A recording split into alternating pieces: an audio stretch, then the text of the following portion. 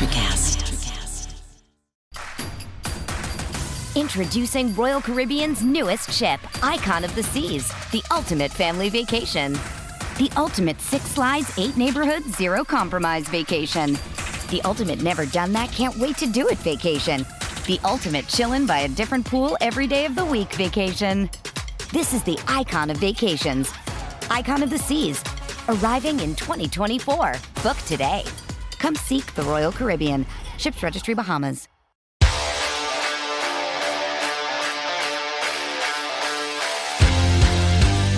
Welcome into Missing the Point in what has been another wild week in the National Football League, and I predict probably another wild week coming up. I am here to talk about it with a real BK Bob Kelly. I am DK Sizzle, and we are your wise and wonderful hosts for the next 60-odd minutes, depending on how off the rails this show goes. They will be odd minutes, yeah. So, I saw a fun little interview with Travis Kelce this week, Bobby, and he was asked to name his tight end Mount Rushmore. So 4. I was like, is that 4? I can't remember. But 4 tight ends. Just to break the ice on the show, I'd like you to tell me he's also my fantasy tight end, and he is amazing to have as a fantasy tight end. So I'd like you to tell me your tight end Mount Rushmore all time. Career-wise? Yeah. Okay. So I'd say Tony Gonzalez. Yeah, he was on Kelce's. Gronk. He was on Kelce's also. Do you put him? Did he put himself? I think Kelce might be on. I think I put Kelce on there too. Yeah. And I mean, if you want to, can you throw it back old school? I'm trying to think of like an old school. He put that guy from the Chargers, not Antonio Gates. Kellen Winslow? No, yeah, it might have been Kellen. Yeah, senior. Senior, right? Yeah. Okay. He put Kellen Winslow senior on there. I get that because of he had a bigger impact. Like he was like the first time guy. The game is right. Exactly. Yeah. I can't really think of anyone. If you're going. I think Antonio Gates is in the running too. Yeah. But that's the only other guy I can really think that belongs on the Rushmore. You know what I mean? Because if you're talking Rushmore of tight ends, you're not just talking receiving.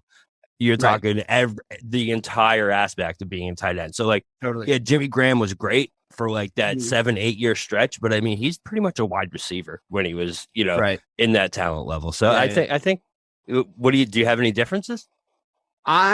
I think mine, and it's not really fair because I sprung this question on you and I was kind of pondering it while I was playing with my dog today after I saw that TikTok video, which you can tell how fucking busy my day's been, but just like thinking about tight ends in my backyard. But my 4 would probably be Gronk, obviously, Tony Gonzalez, definitely, because for years as a kid, I feel like he was the guy. He was the guy. Yeah. Like for years and years and years, like the longevity of like him being a 99 in Madden was outstanding. Do you just thought of somebody? Yeah. Mr. Sharp, right? Shannon Sharp. Yeah, you can count that. I think again, it's kind of difficult because when you go to different eras, I think that they were asked to do different things. So, it's also true of my third pick, who would be Mike Ditka. Who's definitely making my list. Hall of Fame as a player, Hall of Fame as a coach. Yeah. You gotta love that. And it's just like I gotta stay it. He's gotta bring it home, bro. Put Dick up there. I get it. And plus, I know the stonework on the mountain itself is gonna be tough with the mustache, but like he's gotta get up there. It's gonna look good, yeah. And I probably, those names. Old Dicka's up on Rushmore. Yeah. Well, how people recognize him. You know what I mean? As an elder statesman. Although he kind of looked the same as a tight end. If you ever see pictures of him, he looks like a 40-year-old man. Just added a couple wrinkles onto the eyes. It's that era. It's that era. Like everybody looked 40 at 20 in the 1960s. I don't know, like the Mad Men era, right? So yeah, those names all came to mind. I feel like I have to put Antonio Gates instead of Kelce because Kelsey's not done yet, and I feel like Antonio Gates again was just like so good for so long. I feel like if he was on a team like Kelsey's on, like he would be dripping with rings. So it's, he was always put in thereabouts, slapped back by like the best Patriots teams, it's like the guys who didn't win rings in the NBA when Michael Jordan was playing. It's like, it's tough, so I got to put him up there. Ditka, Gronk, obviously. And I'll probably, and then Tony Gonzalez, and that'll round it out for me. But Kelce, all the same and yours, Kelsey's is like in construction, possibly over on the side, Like Obama, right? For the real Mount Rushmore. Dave just alienates half the listener base. I don't care. I don't give a shit. I'm just fucking around, guys. It's not my just fucking with half the listeners. That's all. All right. Yeah, we're gonna do. Listen, with our track record, though, all of a sudden Obama is gonna be like, breaking news: Barack Obama added to Mount fucking Rushmore. Like, what the fuck, man? The predictions on this show. If you guys are listening, we've done pretty good.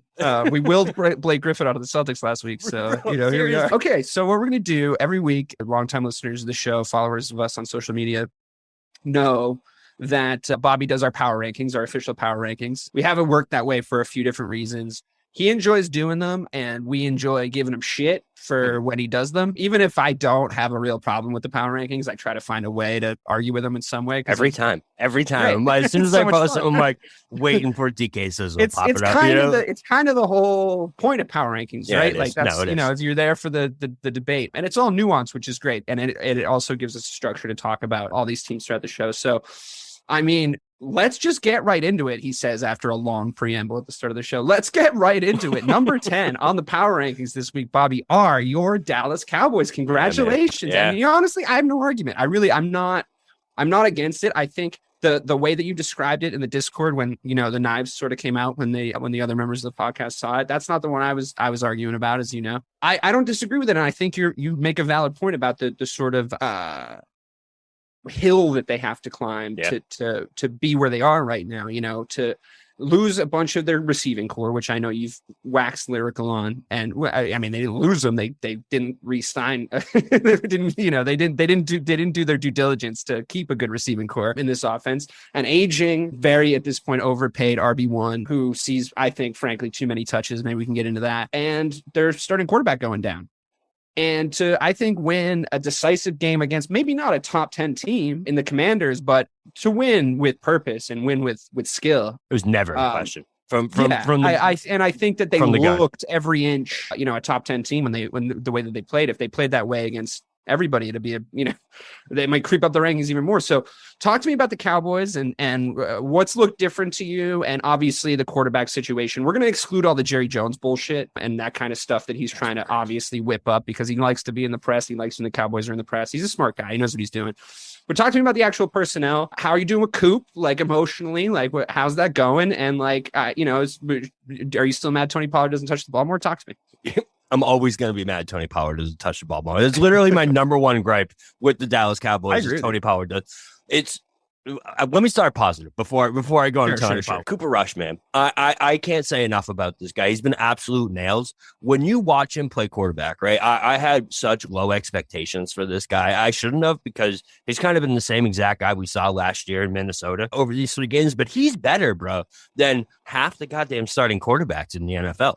And you watch it every Sunday, and it's like he makes throws and makes the decisions that he needs to make. He doesn't try to force things. He doesn't try and, go crazy and do these things. He knows what kind of defense he has on the other side of the field. So he knows he just doesn't, he has to run like a Trent Dilfer offense. You know what I mean? Don't make mistakes. 17 of 25, 210 yards is perfect from Cooper Rush. But I just see it as like, listen, I'm just as shocked as anyone that the Dallas Cowboys are in my power rankings at the 10 spot right now. Like I've been looking for every reason for this season to be over since Dak Prescott went down, and his defense just keeps saying, no, listen, we lead the league in sacks. I think we're like top 5 in interceptions now. We haven't let up over 20 points in any game. Even the game we lost to Tampa Bay, it was still 19-3, and the defense still looked really good in that game too. So yeah, really good in the red zone in that sort of bend no break style. Good, still ball hawks like we talked about last year. A lot of studs peppered around that backfield, and I feel like fun to watch. Like it similar, not quite as dynamic and taking the ball away as last season, but a little bit more controlled, which might actually work out better for you. Yeah, and it's looking like Diggs is looking for the opportunities now, but also looking to make the right play most of the time. Being a little bit more responsible, right? Yeah. Exactly. Which was always the knock on him was, he gambles too much. He does this and that. This year, bro, you saw that game-ending play in the corner of the end zone. Instead of going up for that pick, he just swatted that shit away. Yeah, just win the game, dude. Right. So, if we're going to keep doing that, and listen, Dan Quinn has this front seven playing maybe the best front seven in football right now. We have 49ers. 49ers. Oh, they're really good. But no, totally. I mean, they're in the conversation. But I just see this team like, if this defense shows up, we can beat anyone on any given day. Period. And I said that last year too. So listen, I'm not trying to get my hopes too high for this team right now. I still have my expectations are still reserved. We'll see what we look like in a few months. But right now, with the parity across the NFL with what's happening, it just feels right that they belong in the top 10. You know. Yeah, I do. I mean, I feel like we may have thought that things might have settled by now, but I don't think we know anything more than we did in week 2. I think that Cooper Rush has this sort of advantage of being an unknown quantity. You know, I think the guy that has was 2017 he came into the league, right? Yeah, like 17 something or 18. along those lines. Yeah. There's no narrative on him yet, you know, and he can still kind of come in, I think, and establish himself as a guy that saved the Dallas Cowboys season. Like maybe he has a little bit of a Matt Castle year, you know, and you bank high on him in the offseason and stick with Dak, or maybe he becomes your starting QB. I don't know, but he's on like a $2 million contract. So at the end of the day, like if he puts in a good performance and Dak comes back, then you can trade him for some stuff. So it's the only way is up as far as a good performing quarterback is in the league. I think honestly the commodity that is the quarterback, I think, was sort of undervalued for a while. Then it was properly valued, and now it's completely a little bit maybe overvalued, where it's like every single thing that people watch on the football field comes down to the quarterback. At the end of the day, I think that they've made some adjustments in that offense that I think they would have made regardless of if Dak was in there or not. And I think that it served you pretty well. I think that you've asked a little bit less of the sort of lower down the totem pole wide receivers that are just maybe just doing their job on underneath passes and stuff. And maybe Cooper Rush being in there is the reason why that is. I mean, you know, you're not asking him to do a ton, but then you have him. That's the strategy, right? You know, you have him kind of do his job until he you know, and then you give him an opportunity to make a play once in a while. Yeah, and I think this guy Noah Brown is looking pretty good too. Yeah, and you know, there's a couple me. of dudes coming out of nowhere that none of us have heard of, which is always nice. It's that thing that happens in Pittsburgh every year where you're like, oh, cool, you have like the best receiver no one's heard of. Awesome. But I do want to talk about Pollard because I still get annoyed by this, man. Listen, I get it that Zeke is, you know, he's a commodity. He's a star in this league. You know, he's a face of the Cowboys. I get it, but I say this to you guys every time Zeke touches the ball or he gets a touchdown. Like, thank God we have the highest paid fullback in the NFL. You know, what would we do without that highest paid bro? Yeah, Tony Pollard is so much more electric, and he's just a better running back at this point in his career. Like, you just see, like, Cowboys offense moves so much better when Tony Pollard is the focal point of that offense. And if they can make him get 15 to 20 touches a game, I just think the sky is the limit for him and for this offense, because you see it, man. You see them grind to a halt where it's like Pollard for 8, Pollard for 9, Zeke comes back in, Zeke for 2, Zeke for 3. All of a sudden it's 3rd and 6 and we have to punt again. You know what I mean? And it's just like, I mean, he sort of reads to me like a previous generation running back. Like, he doesn't look like the kind of running back, even in his prime. I mean, he'd probably still be running pretty well, but you know, unless you're Derrick Henry or Saquon Barkley, you kind of don't have these guys that run like the traditional running back anymore. I think that the guys that are proving effective across the league are a little smaller, a little more agile, a little bit more side-to-side speed, and better hands. And I think that we talked a couple of years ago, and a couple of years now, honestly, about Zeke trying to adjust his game to become at least a threat. And I've been saying this to you for years, at least a threat as a receiver. You know, I feel like if I'm a linebacker and I see Zeke, I don't know how often this happens, you tell me, but if I see Zeke pop off and like stand on the line to even threaten to be a receiver, I'm not looking at him, because neither is the quarterback. You know what I mean? And like, I just think that even to just throw him a couple of screen passes at the start of the game so that they actually have to think about that. Like, because, you know, I mean, with a head of steam, he can still run, you know, and he can still do that, you know, magical stuff that he was known for, and what got him the big contract. Not quite at the same level, but it just seems like they don't really want to ask him to do anything but the stuff that they ask him to do, because they have Pollard, and that I think makes you want to see Pollard on the field a little bit more, because, like you said, he's just more dynamic. And I mean, I agree with you. I'd like to see him get way more touches, because that's what I would do. I'd be going to him every single time. But you're weighed down by that hefty contract, and you're trying to get your money's worth. You know, it's like when you go to an all-inclusive in Mexico, you drink too much every day because you already paid you for all bought the alcohol. drink package, bro. you know, the drink. You're spinning, bought but you're the like, drink, I need you know? that shot. Listen, I paid for that shot of tequila. Yeah, I'm gonna you just got to try to keep it cool and hope they don't cut you off. But I think that's sort of the Zeke situation right now. But no, I mean, look, it's great to have a great defense. You know, I used to, so it's nice.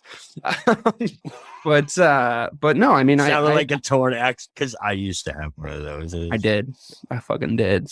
It was nice. It was nice. But no, I mean, look, here we are.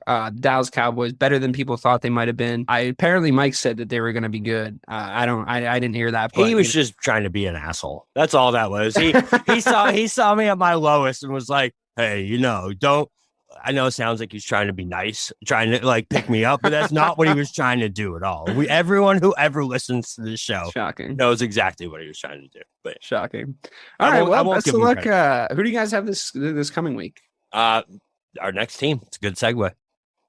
You're playing the Rams. We got wow. the Rams okay, this week. Cool. So yeah, that is a good segue. So let's talk about what the fuck is going on in Los Angeles. I feel that I was sort of proven wrong pretty aggressively with my take on Matt Stafford last season, because I said that if you just pressure him and you don't let him get into a rhythm, he will lose his team the game anytime that you play him correctly as a defense. And then he won a fucking Super Bowl, like right in my face, just wet it right in my fucking face. So not a ton to really argue with there. However, I do feel like some people actually watched a little game tape from the Lions days, and they're starting to bring pressure on him. And when they bring pressure on Matt Stafford, he makes mistakes. And when he's forced into game like leveling or winning situations, I've noticed he makes mistakes. Now, this is just from watching him play for the Detroit Lions and play my team twice a year over the course of the last decade. And that's just what I always notice. Now, maybe he comes down into LA, they scheme for him a little bit better, they protect him a little bit better, they put better weapons around him, and he looks like a wholly new quarterback, which is definitely what happened. It's undeniable. I'm not denying that. He's a champion now. I'm not taking that away from him. But if you point to the San Francisco game, they're bringing pressure on this guy, and they get him out of rhythm early, and they rattle him up early. And look what happens. He looks decidedly mediocre when you do that. Decidedly mediocre when you do that. And I'm not saying bad. I'm not saying he's Rex Grossman. You know, I'm not saying he's Jim Miller. I can name a few more terrible Bears quarterbacks if you want, but I'm not saying I'm not saying he's Brian Hoyer. I'm saying he's decidedly average when you rattle him up a little bit. He can piece you up if you let him get into a short yardage rhythm and then make plays on you downfield. That's the kind of quarterback that he is. But if you disrupt his rhythm successfully early, I don't know if he's exactly the MVP everybody was talking about. And Cooper Kupp won the fucking Super Bowl MVP anyway. And he throws the ball to him every single fucking time. Every time, like, bro. Ridiculous. It's honestly fucking absurd. Like, spread it out, man. So you got the Cowboys coming. Where is it? In Dallas? It's in LA. But okay, I mean, so you get the Cowboys. It's Cowboys home field anyways. You know, it's gotcha. Yeah. Yeah. Sure. Yeah. LA fans are terrible sports fans is what Bobby's saying. Don't alienate an entire fucking listening region or anything. But I think you guys are fucking class acts, but Chargers fans. So the Dallas coming into LA, I feel like they're vulnerable right now. You got two ways you can look at this.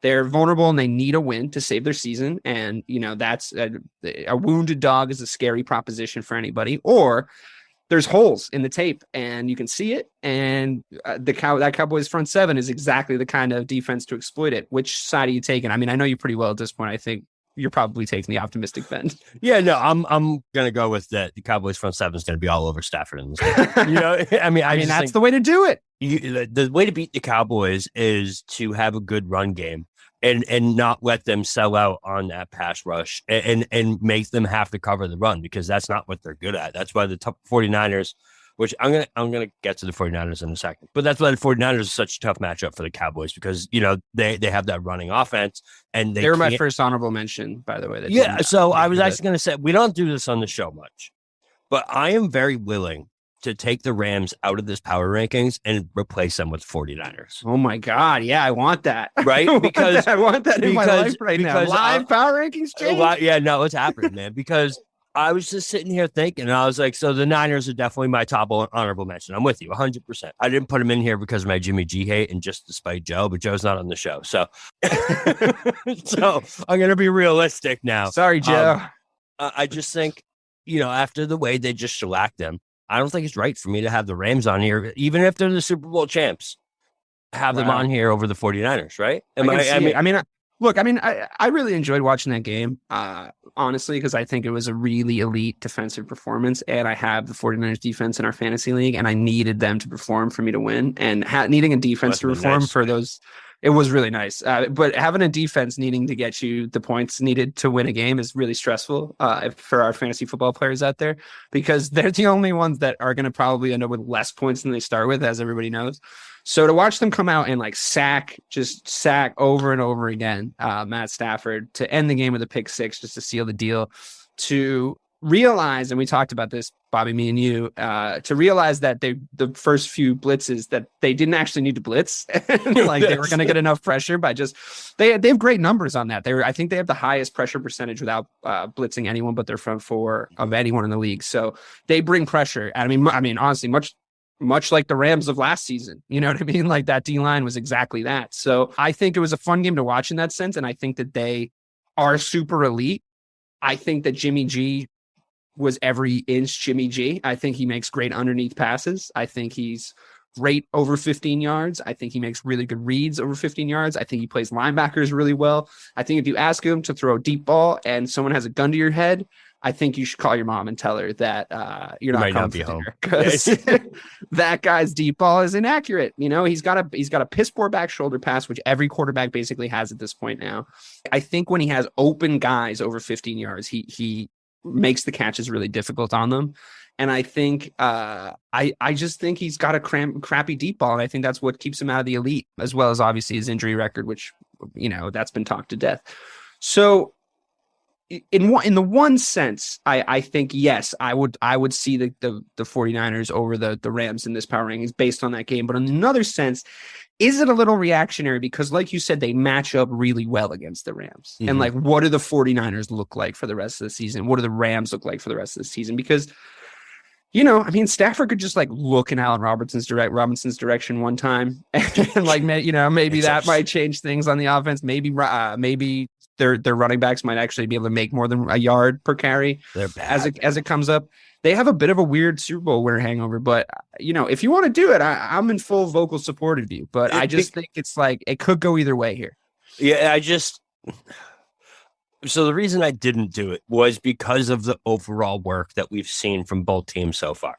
Like, yes, the 49ers look much more dominant than the Rams did in that game. And if they play at that pace, I think they can be a better team than them. However, the game they won they lost to the Broncos was an absolute pitiful performance of football. The defense was great, but Jimmy G was atrocious. The offense was atrocious. So we just seen the basement for the 49ers. And as the basement I just feel like the basement for the 49ers is so much lower. You know what I mean? The Bears played them game one, and we've been fucking horrible to watch for the rest of the season, and we beat them. So what do you think? I think we're going to stick with the Rams for now. For now. To be totally honest, I'll make one point that maybe might sway you to put the 49ers in there.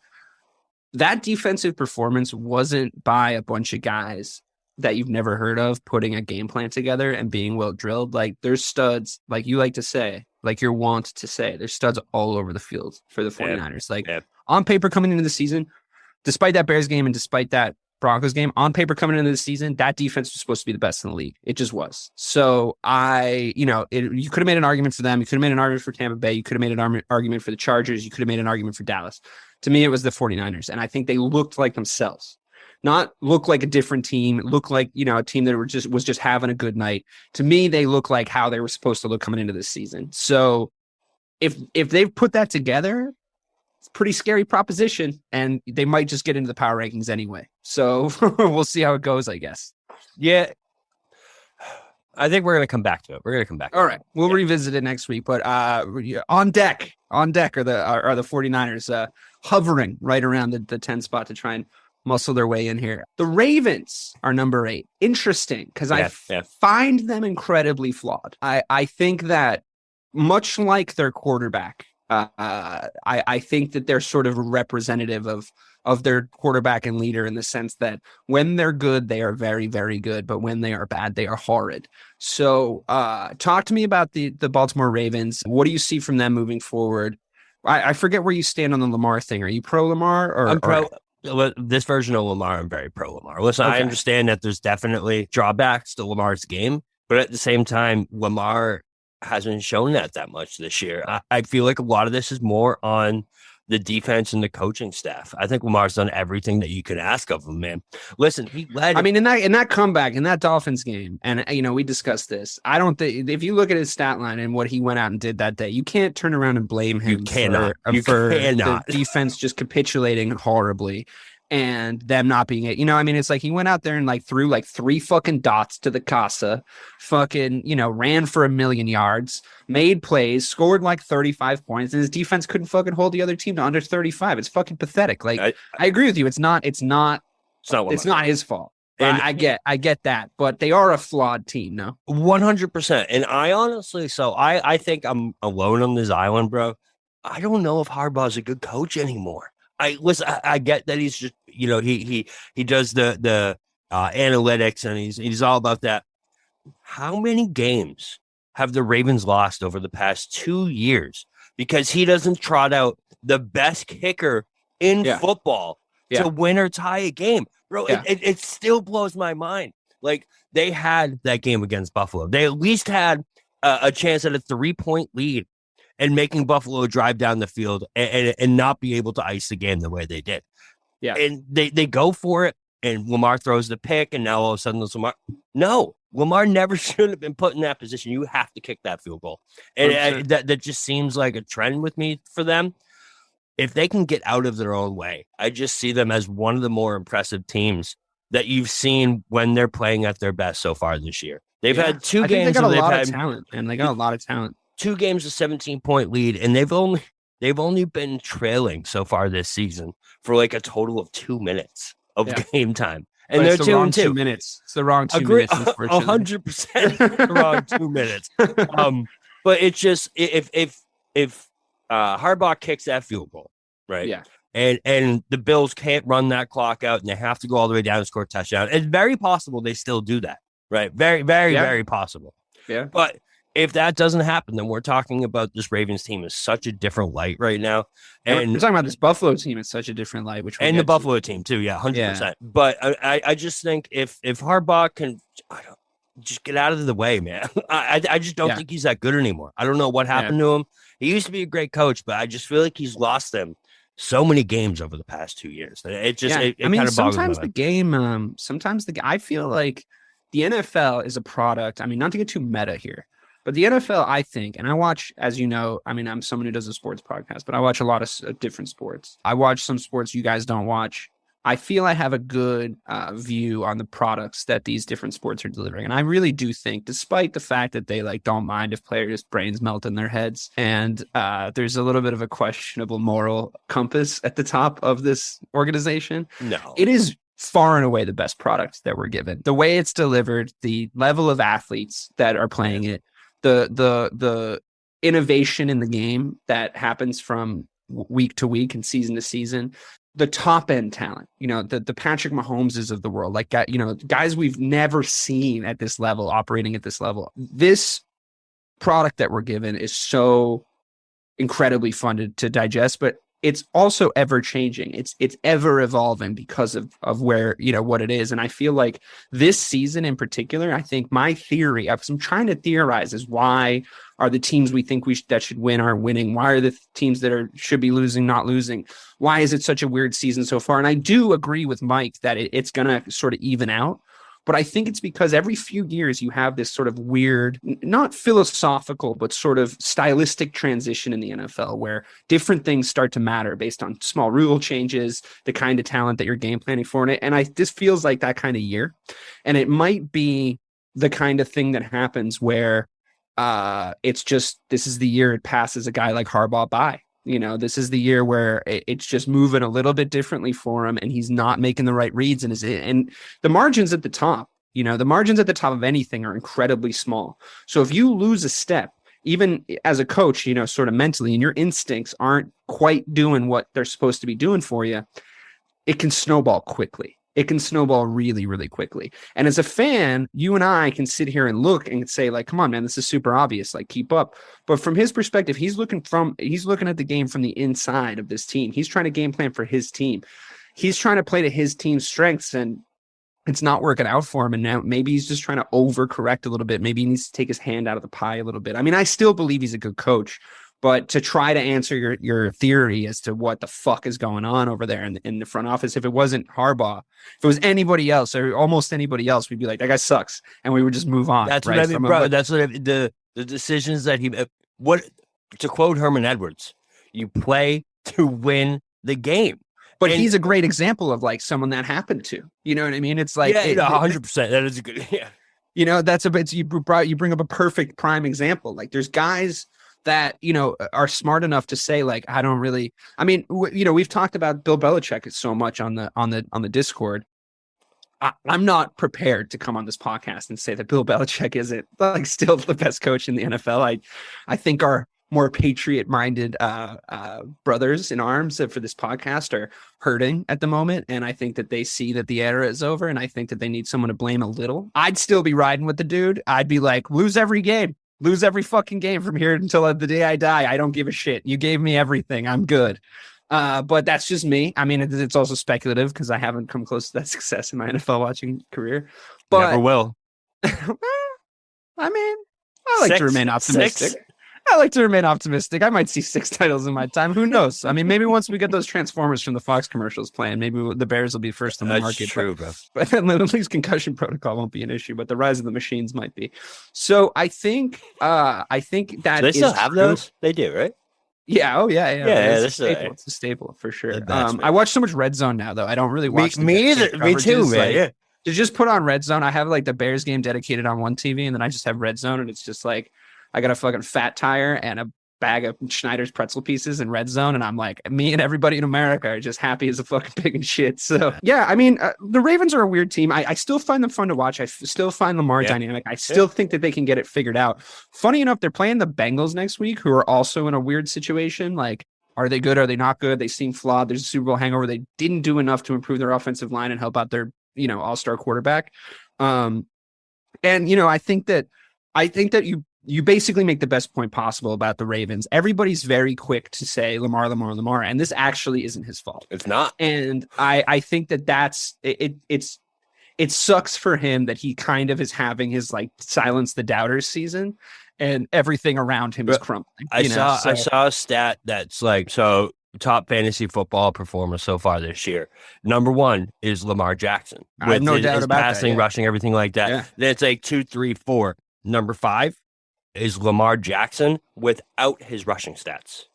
So it's come on, bro. It's unreal what he's doing. Come on, give the man his reward for putting in a great season. This is not his fault. This is, and Ray and I had a small disagreement about it on the Discord. He was like, dude, everyone's gonna give him shit for this loss or whatever when we were talking about the Dolphins game. I'm like, maybe.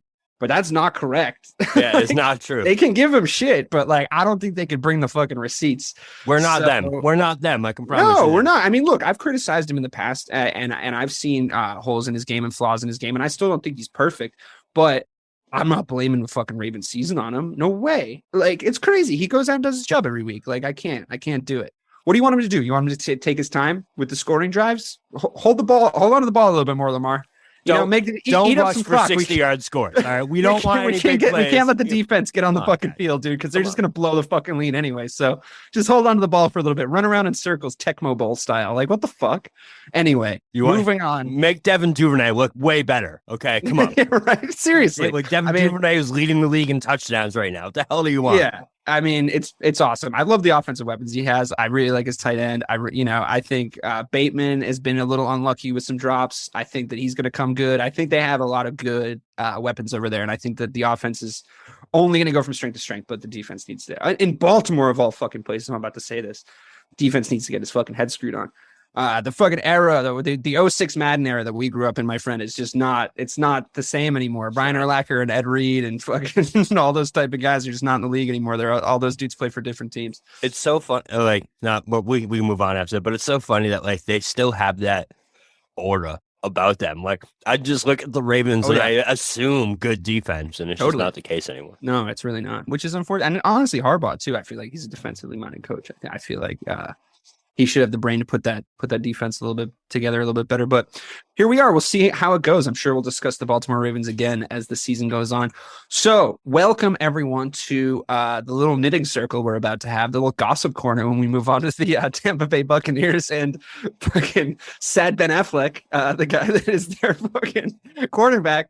I don't mean to laugh at the man's marital troubles. And quite frankly, I am a big proponent and advocate of just not crossing the streams when it comes to somebody's personal life and their play on the field. But I feel like maybe he should have just hung out with the supermodel wife and not come back this season, because I don't think he's winning a Super Bowl. And I mean, I far be it from me to doubt the man, Tom Brady. We're talking about, by the way, if you guys have been living under a I think they got it. I think they got it. Yeah. But yeah, it seems like the rumors are swirling that he's getting a divorce from his wife, and it seems like maybe the last straw was coming back to Tampa, ripping those shirt sleeves off, drinking fucking Miller Lights by the Gator Pool, and fucking playing for the Bucs again. And they don't seem to quite have that it factor this season. I know they're ahead of some teams on this power rankings, and I think it does make sense to have a Tom Brady team still, at least in 7th, but their red zone offense is not great. Godwin's on one leg. Brady's still pretty elite, but maybe has he lost a step? I don't know. You tell me. What do you think of this? What do you think of this Tampa Bay Buccaneers team this year? I mean, their defense is still stingy as hell. Yeah, that game was weird. I don't want to put too much. I don't want to overreact too much to that game and their defense because of the hurricane and everything like that. Guys were displaced. I don't know how much you can make that as an excuse and how much you can say that's why. I guess that's still an excuse I'm fucking talking about. I just feel like I can't bring to memory many times where I watched Tom Brady get like styled on in prime time. Like he was under a lot of pressure. He wasn't the best guy on the field. Patrick Mahomes put on a fucking absolute tour de force performance. Like, he looked like he was playing NFL Street out there. And it was so much fun to watch. Travis Kelce was cutting them up and just scoring me points. It's just, I don't know. It doesn't feel right. I know that we're supposed to have like better analysis than that. And like, as we do a sports podcast, but it doesn't feel right in Tampa right now. Something's not correct. It doesn't look like Tom Brady offense to me. You're right. I mean, you even look at it's 100% correct. I mean, they have been banged up. They have, I think statistically, they have the most games missed out of any offense in the NFL. You're 100% correct that it doesn't look right. You look at the game they won against the 49ers. Was it the Niners? Yeah. Where it was like 12-10 or something like that. Or those Packers against Packers. Where it was like 12-10 is like even that game. Actually, I think didn't they lose that game? I was just going to say, I think the Bucs lost that game. So you have that game factored in. 14-12. And then this past game where even when Brady puts up 31 points, they still spot the Chiefs 2 fumbles and the Chiefs get 14 points off those 2 fumbles. Mm-hmm. So it's like, even when the offense is clicking and does look like a Tom Brady offense at points, there's still times where it's like, what's going on? What's going on with Tom? 31 points that, like, I mean, so there was garbage time started early in that game. 100%. But like, I do want to talk about the personal stuff a little bit, because I do think that's got to factor in, man. I have to say that, because Tom Brady, not only for him, but for his teammates, maybe, it's like they're reading about their quarterback in the tabloids. It's not great. Yeah. And he doesn't convey someone that's taken his divorce well.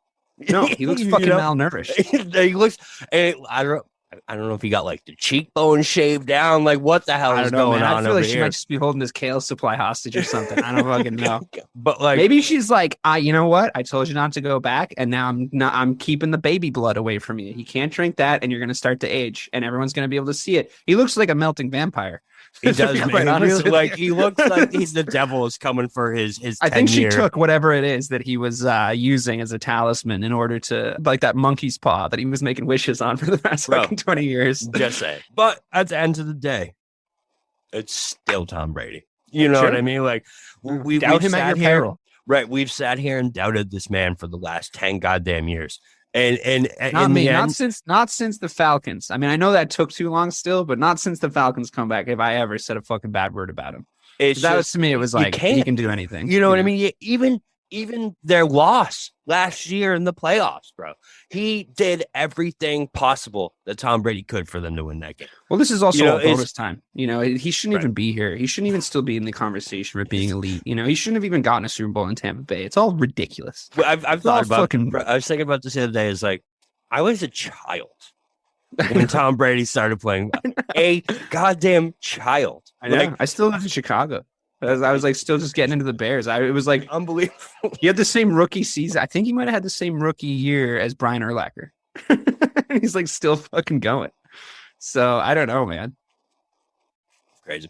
It's fucking wild. So moving on from the Tampa Bay Buccaneers, who are obviously, I don't know if the spell's wearing off or what the deal is, but we're going to move on to fucking Green Bay Packers. I mean, yeah, they do this every year, right? Like Rodgers comes in, he sort of flatters to deceive that they're going to suck. Then he just like gets his elite running back committee going. He starts throwing dimes and he looks like Aaron Rodgers again. I still have faith that he'll fuck up in the playoffs because he always does. But I really thought like this ayahuasca tour that he was doing in the offseason was going to have just like really bad ramifications, and their first game wasn't great, but they're still pretty good. And they're probably going to win the NFC North. I hate to say it. He's very unlikable and more unlikable by the year. So that's nice for me, at least. But what do you think about this Green Bay Packers team? I really like their running backs. I've always liked the way that they actually style their running backs in Green Bay. I hate to admit, but I hate Aaron Rodgers, and they shouldn't be as good as they are. But he's elite. So what are you gonna do? Talk to me about Green Bay. Yeah, I don't know what to think about Green Bay, man, because you're right. They have. I challenge Kellen Moore to please go watch film of the goddamn Green Bay Packers and how they dispense their running backs on a week-to-week basis. Please, just go watch it. Go watch it, please. Oh, it's amazing. But yeah, Aaron Rodgers, man. You know what I mean? Yeah. It's the same reason I'm gonna sit here and tell you why the Bucs are in this top 10 is because Aaron Rodgers is here. Listen, he made. I know it was way closer than it should have been this past week with New England and Bailey Zappi. But listen, it's still Bill Belichick and it's still the New England Patriots. You know what I mean? Yeah, totally. Also, it's a quarterback you didn't game plan for. Like I feel like people don't really put that much. I'm like, actually, 100%. I'm listening to myself defend the Green Bay Packers. How are they not going to do better against a fucking quarterback who's never seen the fucking field? Fuck them, dude. God damn it. They're against the limping. No, I'm just kidding. Go ahead. Yeah, no, it's just their defense has left a lot to be desired so far this year. They're getting gouged on the ground so far, and that was their biggest issue last year. Yeah. So so that's something that they have to get in check, or else they're going to end up losing to a San Francisco 49ers or to a Dallas Cowboys, teams that have those running backs. Round one of the playoffs. Right, exactly. Like that, 3 years, right on cue. that's on deck for sure. But at this time, man, you can't sit here and doubt what Aaron Rodgers has done with maybe one of the a bottom 10 wide receiver group in the NFL. You know what I mean? There's no talent in that wide receiver, or no elite talent. There's talent, but no. They also never give the fucking guy a defense. Like they really never give the guy a proper defense. Like I read some crazy stat, and I'm probably gonna get this wrong, but on the exact numbers. But I heard Tom Brady has like never had a not top 10 defense, and Aaron Rodgers has had one like one time. Statistically, and or like whatever the numbers were, but I'm not defending Aaron Rodgers, and like he doesn't fucking play. He's one of those like memes, right? That was like, exactly. I The little stat things that people do for clickbait, but it was an interesting stat, and I just feel like, I think that does let him down, and especially in the postseason. It's a very tired adage: defense wins championships, and I'm not sure it does in the NFL anymore. I'm not sure it wins you championship games in the NFL anymore. I think that your quarterback has to do that for you nowadays. But I think it might get you to the show, or to word it better, you're not getting to the show unless you have one, a decent one. And I think if you were someone other than me, for instance, you could see that Aaron Rodgers maybe in his career was a little hard done by the minds they put in the coaching staff around him and the players they put around him and the players they put on his defense. You maybe would be able to make that case. Not to me, but to somebody else, you might be able to make that case. So they're a little bit of a weird team now. Yeah, it is weird. And it really is just the Aaron Rodgers factor. And it's funny because of the team we have next on this list that like the rationale behind my two teams that have been the past two teams are quarterbacks when the next is Kirk Cousins. Good segue, honestly, because obviously the next one's the Vikings.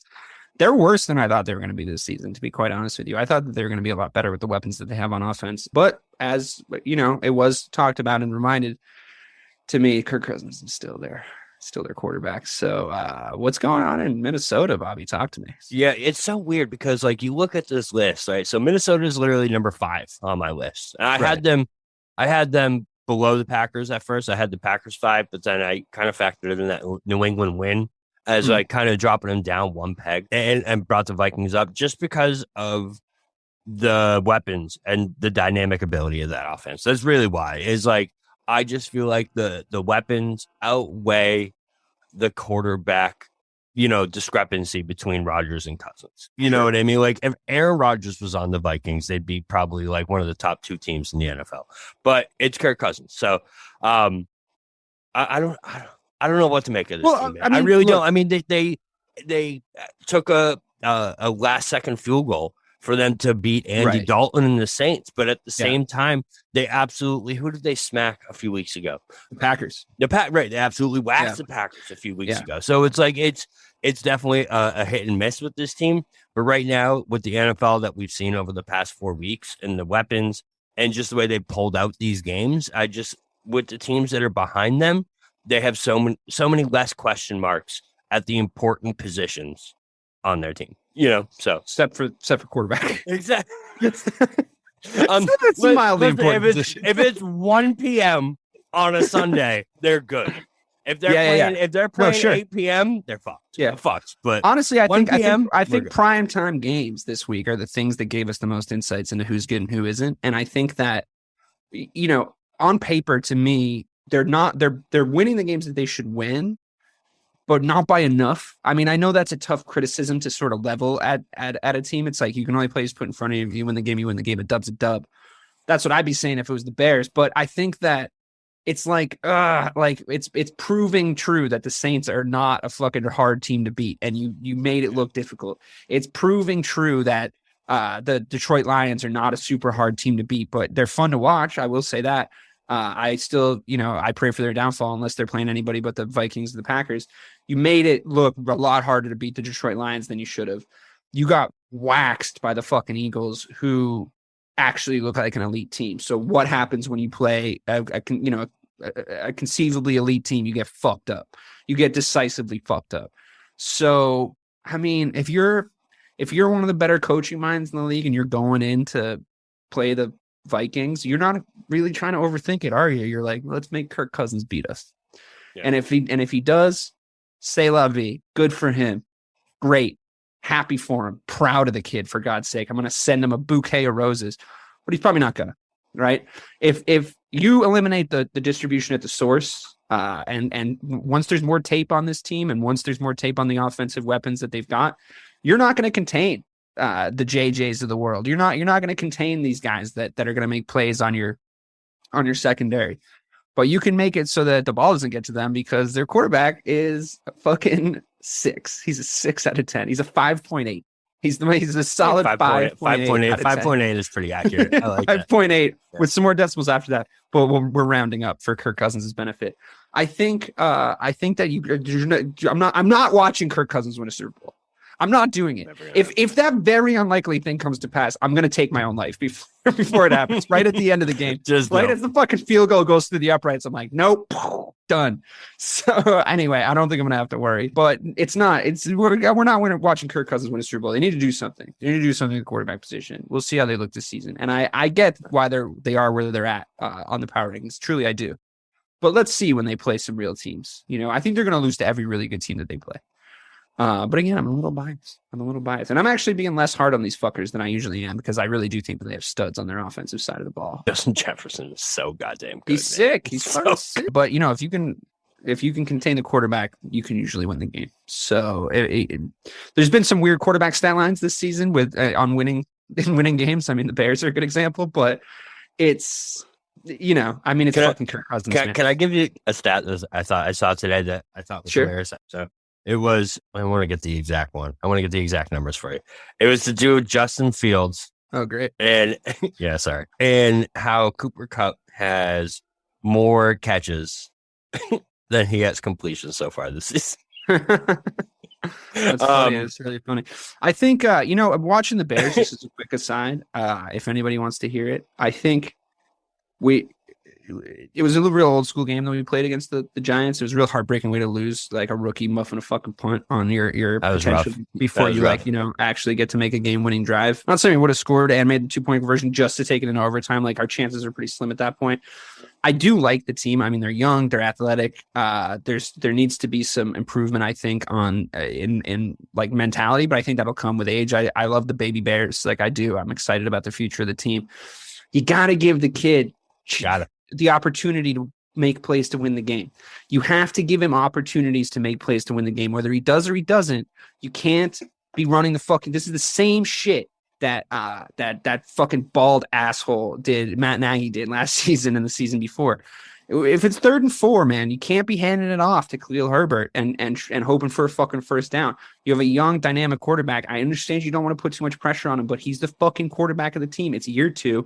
He's got to be put in a position to make plays to win games. And if you don't trust him, what are we doing? If you don't trust him, what are we doing here? So that's all I'll say about that. And my sort of first issue with the new regime in Chicago was that I just feel like there was opportunities and distinct moments in the game where you should have put the ball in his hands for him to make plays, and you didn't. You just didn't. You're too fucking conservative. Even in the one play they did. So it's Cooper Kupp receptions 42, Justin Fields completions 34 after 4 weeks. But even on the play that he did, for the record, he fucking throws the ball at Cooper Kupp every single time. That's an absurd catch rate. That's an absurd fucking catch rate. He's got 42 catches in fucking 4 games. Fucking, that's like the kid who presses circle every time when you're fucking playing Madden. It's like, dude, you can press. There's other buttons. Like, I know who you're throwing it to. It's fine. But on that one bomb to Mooney, bro, that was a good ball. It's like when they let him sling it, he does put out. Granted, there's bad ones, but. Yeah, but you got to live with both right now. That's what you're doing right now. You have to. Literally what we're doing, what we should be doing right now is letting him get reps, letting him get fucking at-bats. That's what this season is. Like, we're not here to win the Super Bowl. He can hit 220. That's fine. Yeah. Like, he's going to make some fucking plays. He's going to get on the ESPN top 10, but you got to put the ball in his hands and let him do that. You got to expand the playbook a little bit. You got to be more creative. Like, I get what they're doing, and I understand keep him healthy, take the pressure off him, get him in good positions, like whatever, short field. I get it. But man, like there's just some moments where I'm like, you got to trust the kid, man. You got to trust the kid. And if he like, what does that say to us as a fan base? Does that say like, I think that if Justin Fields has a really bad game, throws 3 picks, he's done, he's mentally fucking finished? I don't, that doesn't make sense to me, because you got to find that out one way or the other. If he's not made of the right stuff, you find it out early. And then tank the season and fucking draft somebody. It's a good segue, not a segue. I mean, it's a good way to relate it back to the Vikings, because they play each other this week. So it's Bears Vikings this week, and the way to beat the Vikings is to pass on them. That's literally, dude. That's the number 100%. One way to beat them. And I think so far we have a beat up David Montgomery I think Herbert's a good running back, but I think he's better in the committee, and I think that. That's the way we have to do it. We have to make plays. I think Darnell Mooney's a good receiver. I think he's the number 1 target. I think Cameron Brate's a good receiver. I think he should get involved more. I think Herbert, and if Montgomery can play some snaps, should be getting short yardage passes. And I think you should just let Justin Fields get out there and worry them. Give them something to think about, because he can take off running at any time for a first down. Let him play his game. This is the stuff we talked about that Nagy wasn't doing. Just let him get hit, drop him back and fucking shotgun every single time. Let him run a little RPO. Let him make some choices on the field. Let him call some plays. Let him get comfortable so that you can start to build yourself a fucking franchise quarterback.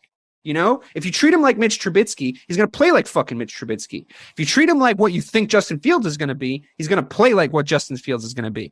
So anyway, I'm obviously upset. It's fine. I'm always fucking upset. I'm always upset with this fucking team, but I just want to see him do cool shit. That's the only thing I'm going to get out of this season, if I get anything at all, is I'm going to see Justin Fields do cool shit. I'm going to see him make cool plays, fucking break tackles and like throw bombs, or fucking, juke guys and make cool runs into the end zone, all that shit. I want that. I don't need to win a Super Bowl, but if I have a Michael Vick season from him, I'm about it.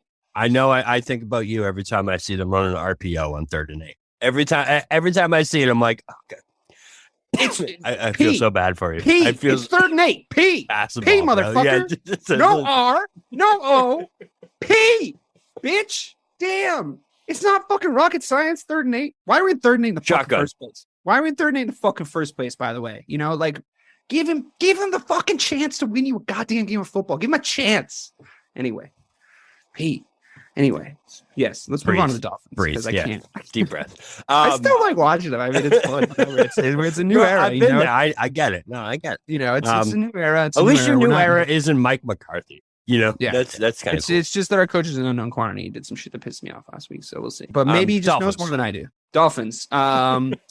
So the way to succeed in this league is to decide that your quarterback's brain injury is not that big of a deal. God. Man, they are taking some heat. That guy, what's his name? The coach in Miami. McDaniel? Yeah, McDaniel went from being the hero of the NFL.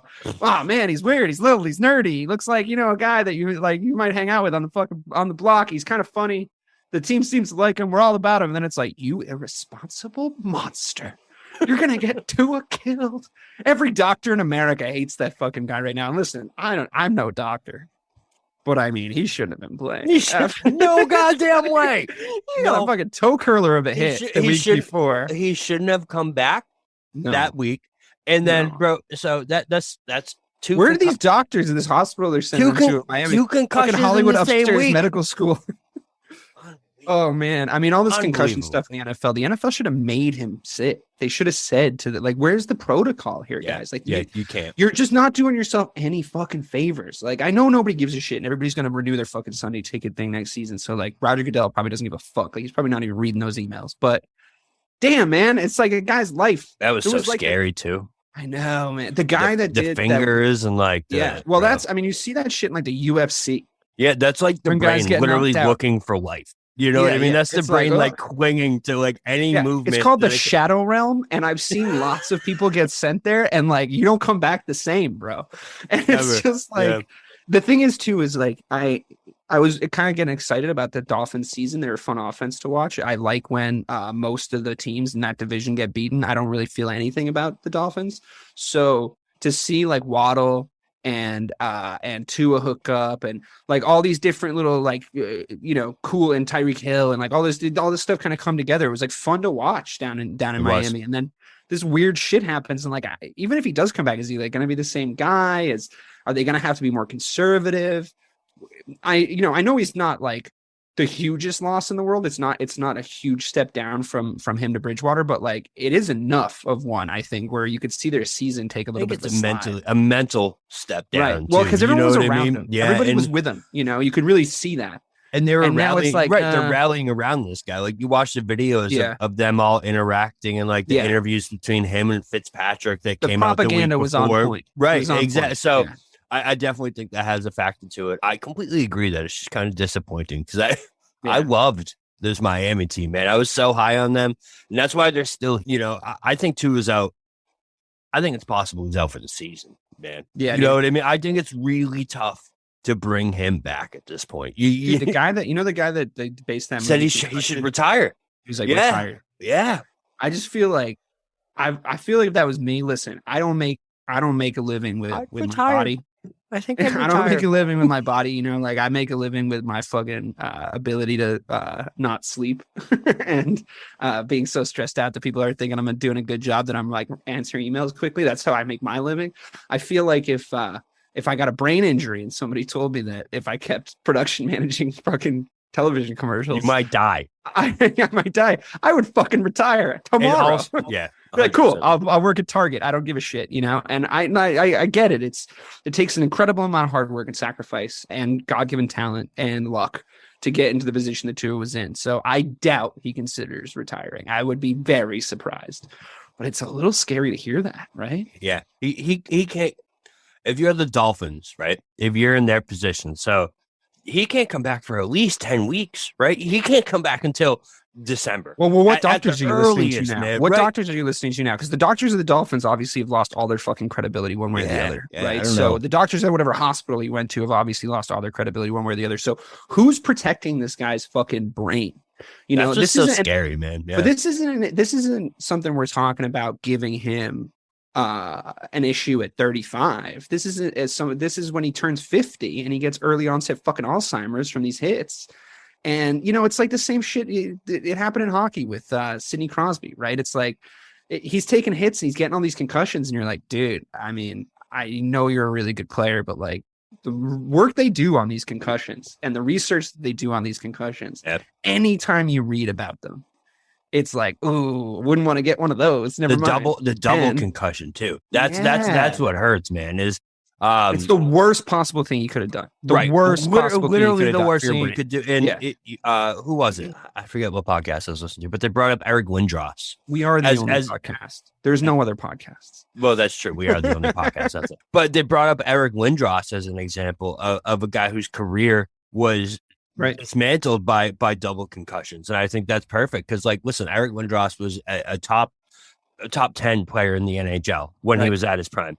And he got 2 concussions back to back in the same week, and he was never the same again. I might have retired, but like, it's just you can't bring this guy back out there. You can't do it.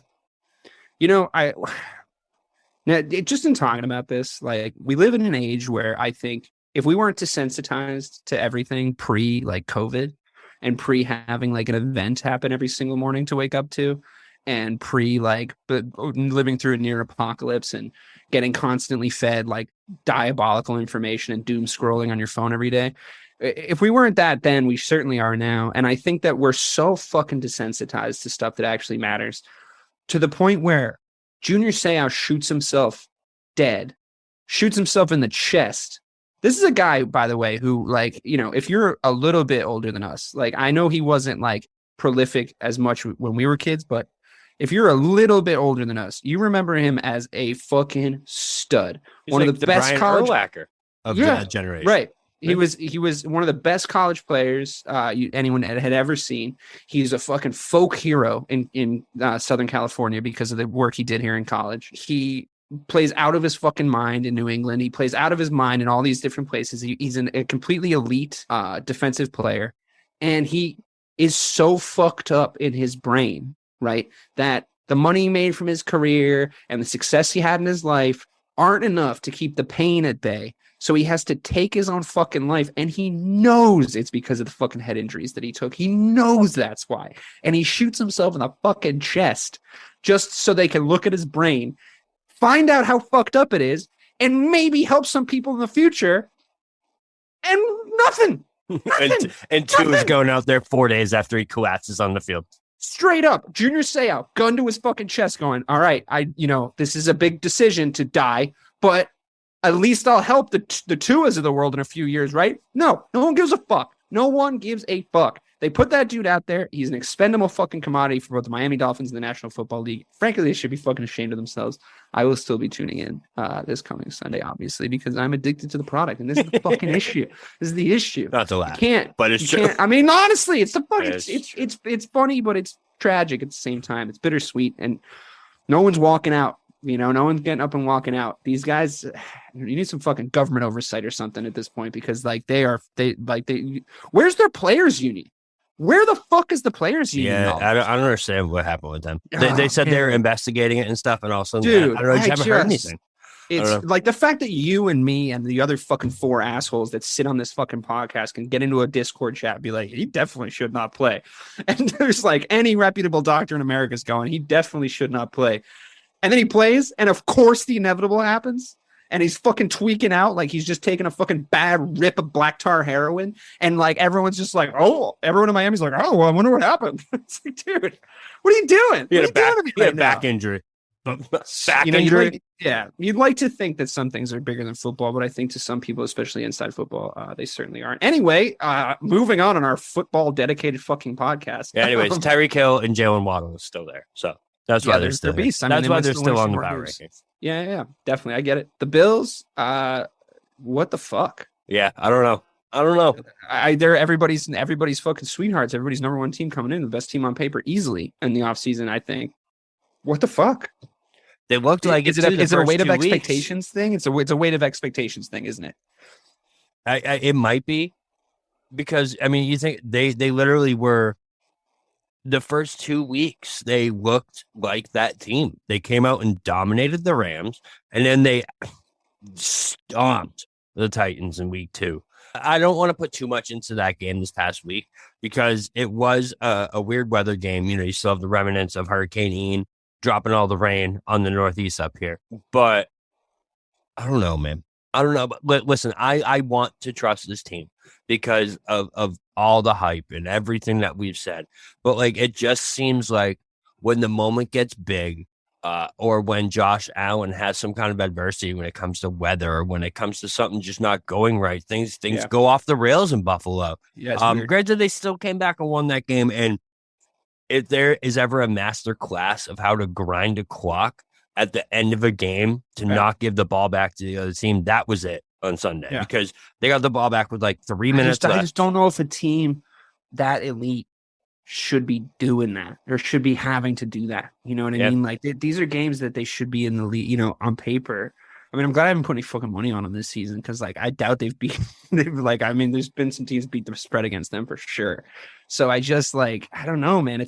I know it's tough when they win the game to level of criticism at oh, you should have won by more. The win's a win. But like we talked about with the Ravens, that was kind of the Ravens' fucking fault. To be totally honest with you. So I don't know, man. I mean, I'd be worried if I was Bills Mafia right now. I'd be a little concerned. I mean, the way they got sent home in Miami was oh my God. I just don't know what that no team in the history of the NFL has ever ran that many plays and lost a game. Never happened. Crazy. But they got fucking sent home too. The attitude about it was have a nice fucking flight. You know what I mean? Yeah, it was it's a divisional game. It's a tough fucking L. It's gonna be tough to come back from that mentally. That is a crazy stat. Yeah, they don't have any. I feel like the running backs, it always gets pushed to the side, man. And listen, I know we had this conversation about Singletary this week, but he just seems so underwhelming at times. And it's I don't think they give him the ball enough. Yeah, they don't rely on it enough. They let Josh Allen be the running back, and I get it because he's awesome, man. Don't get me wrong, Josh Allen might be a top 10 running back in the NFL at the quarterback position. That's a very good possibility, but. I just don't know what happens to them, man, because they look so good. And then the offense just sputters. Even last year, right? Last year, they were the same darlings. Everyone loved the offense. But then they have a game against Jacksonville where they lose 9-6. And it's what the hell just happened? What are teams seeing on the tape that is enabling them to get to them? Mentally, I don't know, game plan wise. I don't know. It's a weird thing. But I don't know. I don't have the same level of faith I had 4 weeks ago. I really don't. And I think that, I would be unsurprised if they come back and decide to be the Buffalo Bills that we thought they were. Not that surprised if they don't, you can't play like they've been playing against the Kansas City Chiefs or even the Philadelphia Eagles or, there's other teams that they should be beating that I'm worried that they're coming up against that they're going to be able to get at them. So, not worried because I don't really give a shit, but it's about the fucking Buffalo Bills, to be honest with you, if they do good or not. But I'd be worried if I did care. So I mean, sometimes the weight of expectation, the weight of the shirt is a lot. When everyone tells you should be winning a Super Bowl, and a little bit goes wrong, and then you're like, oh fuck, we're supposed to win a Super Bowl. This is embarrassing. Yeah, the underdog is getting us, and we're never the underdog anymore, and we can't rally around that attitude.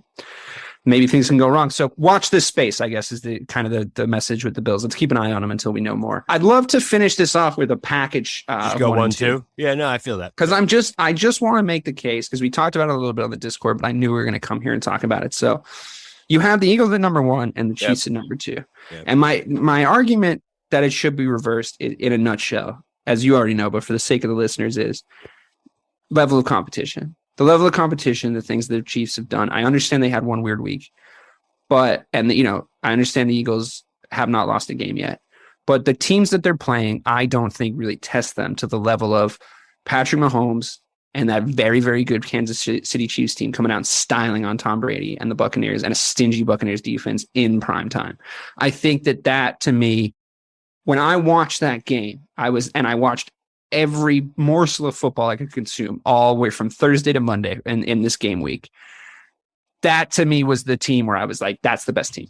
Like, I just watching them, I was like, that's the best team. Like, they're so fucking good. They have so many weapons still. I know it's boring. I know it's the LeBron MVP thing. LeBron should have won MVP every single year, but it was fucking boring to give LeBron MVP every single year. So, yeah, give it to Steve Nash. Give it to fucking Russell Westbrook because he got like 1 billion triple doubles, even though they were like feeding him fucking triple doubles. I get it. I understand it because it's like you're trying to fucking sell a product here. But if the Kansas City Chiefs and the Philadelphia Eagles played tonight, I know where my money's going. And I know that you have faith in the Eagles, and I give you credit because I give you shit. I was like, I thought Jalen Hurts was still their QB. I thought, you know what I mean? Like, definitely was wrong about how good the Eagles actually are, but I still don't know if they're better than the Chiefs. Talk me into it. So my biggest thing is the Eagles aren't even healthy yet. So you look at this defense, and the Eagles right now, they were missing Darius Slay last week, who might be a top 5 corner. They just don't have their full team yet, and I just look at this Eagles team, man, and they haven't had that hiccup yet. So I know we're like, yeah, the Chiefs had one bad week, but they did everything in their power to give the Colts that game. And just based off of what I've seen over 4 weeks, is like we talk about level of competition. I don't think the two best wins by the Eagles so far this year are the shellacking of the Vikings on primetime. Sure. Right. And last week's win against the Jaguars, which I actually think is more impressive. Jaguars I would have been another one of my honorable mentions, to be honest with you. Right. So, and another honorable mention is, so if I thought about this earlier because I was like, how the fuck am I going to convince DK that the Eagles are better than the Chiefs? I literally was sitting there like, how are we going to do this? If it was the Chargers, right? If the Eagles had played the Chargers this past week and won 29-14, right? In the fashion Chargers that aren't they on did. This fucking list. That's crazy. I just know. Noticed that. Well, listen.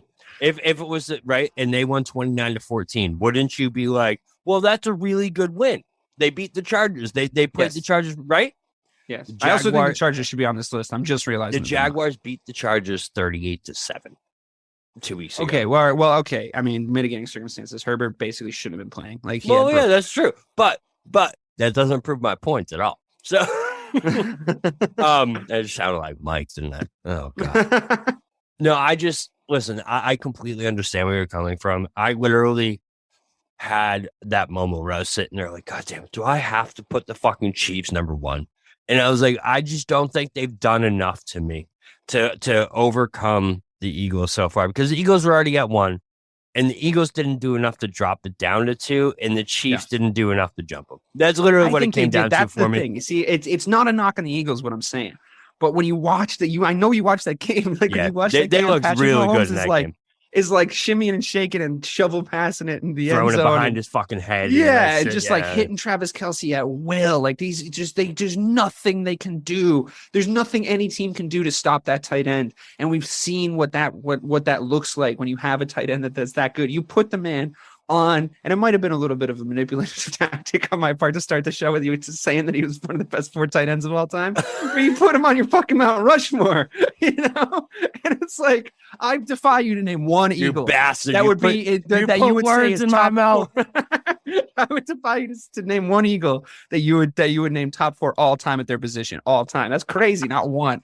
And I just think, and Patrick Mahomes might go down as top 5 all time quarterbacks, and they looks like they haven't missed a beat without Tyreek Hill, who we can see is clearly fucking sick. Yeah, Clyde Edwards-Helaire is like a fucking beast. They've got this guy Pacheco, the backup running back, who's like, I know he's probably not putting up great fantasy numbers, but like the runs he makes, he's just pumping those legs. They've got such an eye for talent. They've got a proven head coach. They've got Pat fucking Mahomes, man.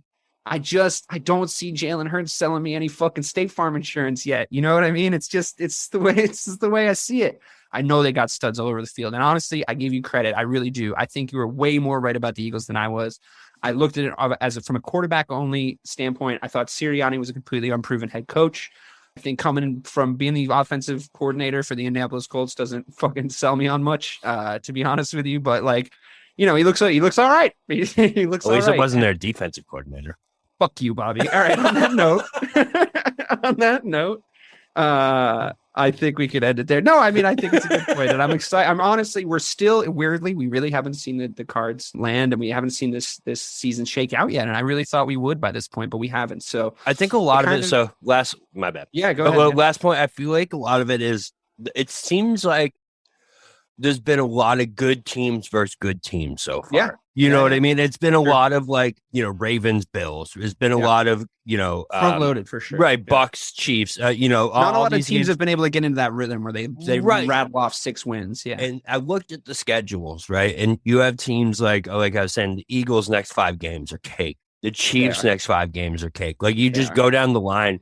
And I think over the next 4 weeks, we are going to see that separation of like the really good teams are going to start getting on that roll, because they're not. I mean, you look at. We're starting to see who they're going to be. We're starting to. Yeah, for sure. Yeah. I still can't believe I didn't say anything about the Chargers not being on this fucking list. It's wild. What's wrong with the Chargers? That the loss to Jacksonville, and then last week they almost. I mean, bro, they almost let the Texans back in that game, and it was between the Chargers and the Cowboys for that number. I still think they're the best. I still think they're the best young team. I think they're the best young team. It might not be their year this year, but I would watch this space on the Chargers. I think they need a new coach. Their wide receiver one's been hurt for most of the season. Yeah, Keenan Allen has been out. I kind of forgot. I mean, we'll see. I don't mind that he throws to Mike Williams every single time because I have him on my fantasy team, but like, he needs to be able to spread the ball out a little bit more. I had him as my MVP candidate this season. It looks like it's gonna be fucking Jalen Hurts though. So who knew? Again, Cooper Kupp. I don't know who you got at this point for MVP. Jalen Hurts. Yeah, I don't think there's a doubt about it. I think it's Jalen. You watch what he did to that team. Listen, that team rides on him. Jalen Hurts is super dynamic. He's really fun to watch. He's really, really fun to watch. I said that to you when we were talking about it in the Discord today. He's super fucking fun to watch. Yeah. So yeah, we're good. Cool. On that note, I guess the theme from this show is watch this space, and we'll revisit some of these themes over the next few weeks. But for the real BK Bob Kelly and myself, thank you for listening to Missing the Point.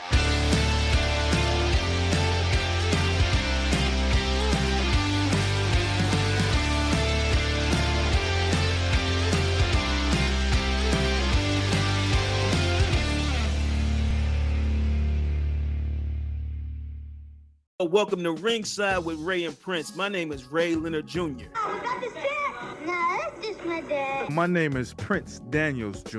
Daniels again with a big home touchdown. On this show, we come to humanize athletes, entertainers, business executives. We're going to see what makes them tick. Tuesdays, 10 a.m. Pacific time on Spotify, Apple, Amazon, and wherever you get your podcasts. We'll see you there. Peace and power. Electric acid.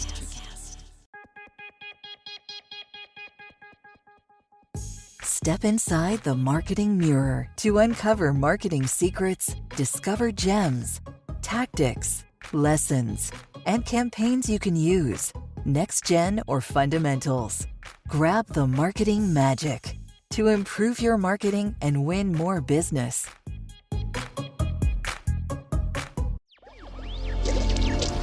Electric acid. Electric acid.